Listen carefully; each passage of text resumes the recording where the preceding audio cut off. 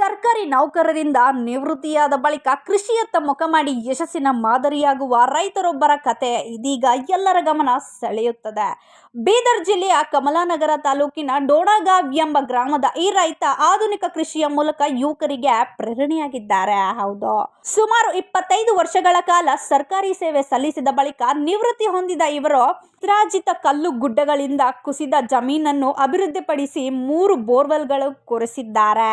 2 ಬೋರ್ವೆಲ್ಗಳಲ್ಲೇ ದೊರೆತ ನೀರಿನಿಂದ 10 ಎಕರೆ ಜಮೀನಿನಲ್ಲೇ ಡ್ರಿಪ್ ಹಾಗೂ ಮೆಲ್ಡಿಂಗ್ ಪದ್ಧತಿ ಅಳವಡಿಸಿ ಕಲ್ಲಂಗಡಿ, ಪಪಾಯಿ, ಕರೇಲಾ, ಚೆಂಡು ಹೂ ಸೇರಿದಂತೆ ವಿವಿಧ ಬೆಳೆಗಳನ್ನು ಬೆಳೆಯುತ್ತಿದ್ದಾರೆ. ಹೌದು, ಜಮೀನು ಸುತ್ತ ತಂತಿ ಬೇಲಿ, ದನದ ಕೊಟ್ಟಿಗೆ, ತಂಗಿನ ತೋಟ ಹಾಗೂ ಸ್ವಂತ ವಾಹನದ ಮೂಲಕ ಕೃಷಿಯನ್ನು ಲಾಭದಾಯಕವಾಗಿ ರೂಪಿಸಿಕೊಂಡಿದ್ದಾರೆ.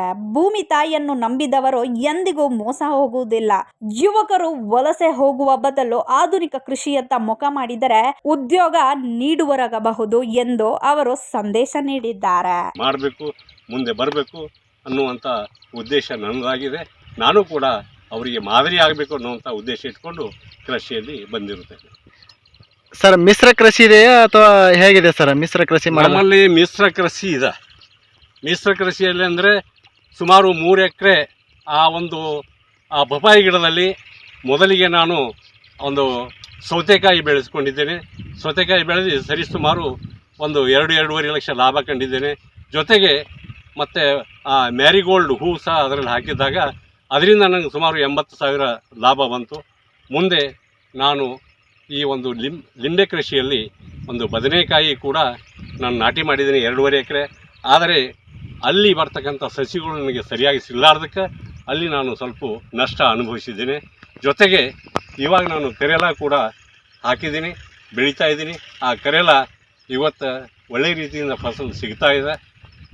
ಅದಕ್ಕಾಗಿ ನನ್ನ ಜೀವನ ಸಾರ್ಥಕ ಆಗ್ತದೆ ಅನ್ನುವಂಥ ಒಂದು ಭಾವನೆ ನನ್ನಲ್ಲಿದೆ.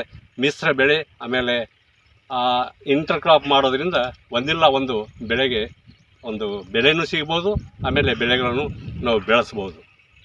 ಕೊನೆಯಲ್ಲಿ ಯುವಕರಿಗೆ ತಮ್ಮ ಉದ್ದೇಶ ಏನು ಸರ್ ಹೇಳೋದು? ಉದ್ದೇಶ ಏನಂದರೆ, ಭಾರತ ದೇಶ ಒಂದು ಕೃಷಿ ಪ್ರಧಾನ ದೇಶವಾಗಿರೋದ್ರಿಂದ, ಜೊತೆಗೆ ನಮ್ಮ ದೇಶದ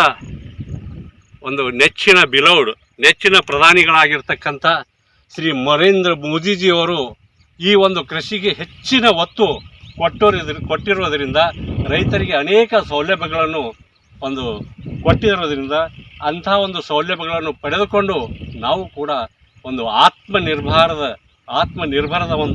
ದಾರಿಯಲ್ಲಿ ಸಾಗಿ ನಮ್ಮ ದೇಶದ ಸಮಾಜದ ಜೊತೆಗೆ ಈ ದೇಶದ ಪ್ರಧಾನಿಯವರ ಕೈ ಬಲಪಡಿಸಲಿಕ್ಕೆ ನಾವು ತಯಾರಾಗಬೇಕು ಅನ್ನೋಂಥ ಉದ್ದೇಶ ನನ್ನದಾಗಿದೆ. ಸರ್ಕಾರದಿಂದ ಯಾವುದಾದ್ರೂ ಸವಲತ್ತು ಪಡೆದಿದ್ದೀರಾ?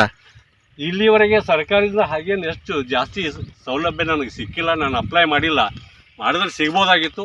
ಕೇವಲ 2.5 ಎಕರೆದಲ್ಲಿ ನಮ್ಮ ಗೆಳೆಯರಾಗಿರ್ತಕ್ಕಂಥ ಪ್ರವೀಣ್ ಹೊಂಡಾಳೆಯವರ ಮಾರ್ಗದರ್ಶನದಿಂದಾಗಿ 2.5 ಎಕರೆ ಸರಿಸುಮಾರು 2.5 ಎಕರೆಗೆ ಹನಿ ನೀರಾವರಿ ಸೌಲಭ್ಯಗಳನ್ನು ನಾನು ಪಡೆದಿರ್ತೇನೆ.